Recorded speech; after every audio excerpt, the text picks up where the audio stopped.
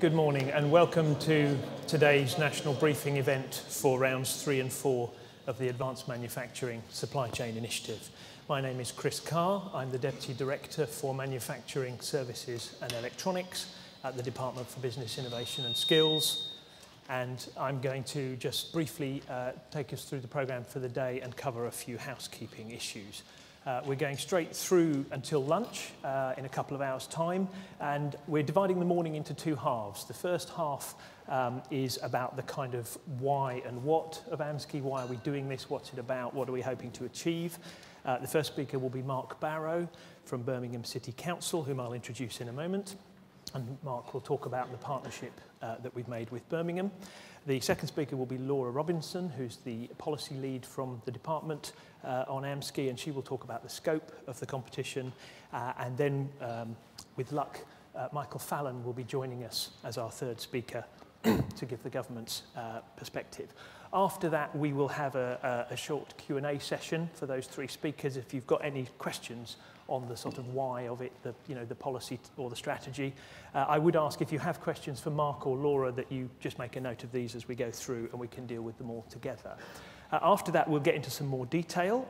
Tim Hogan, who is a senior economist from the department, will be talking about the value for money assessment and what we're looking for there. Then Sarah Vodden, who's the competition manager from our partners, the Technology Strategy Board, will be talking in detail about the application process. And finally, Sue Summers, the Chief Exec of Finance Birmingham, will be talking about the role that Finance Birmingham will be playing as the delivery partner for Birmingham City Council. Again, at the end of those presentations, we'll have another Q&A session if you've got any more detailed questions on the sort of, the who and how.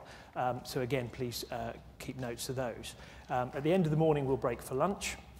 And after lunch, we will have two parallel things running. Some of you have booked one-to-one appointments with sector specialists.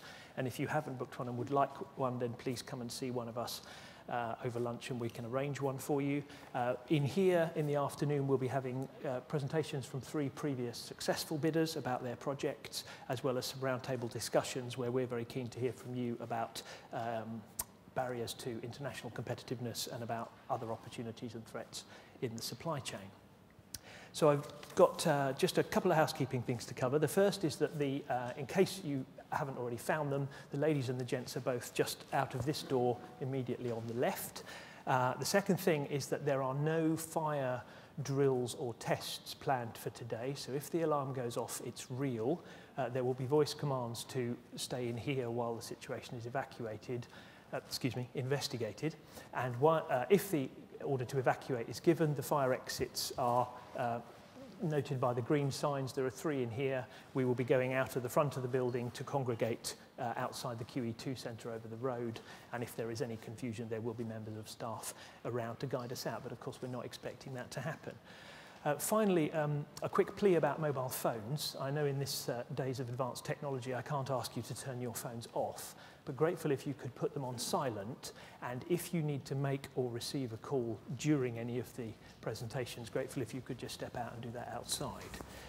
Otherwise, that's it from me. We'll move straight on, and I'd like to introduce our first speaker, Mark Barrow, who is the Strategic Director for Development and Culture at Birmingham City Council and also the Chief Executive of the Greater Birmingham and Solihull Local Enterprise Partnership. Mark.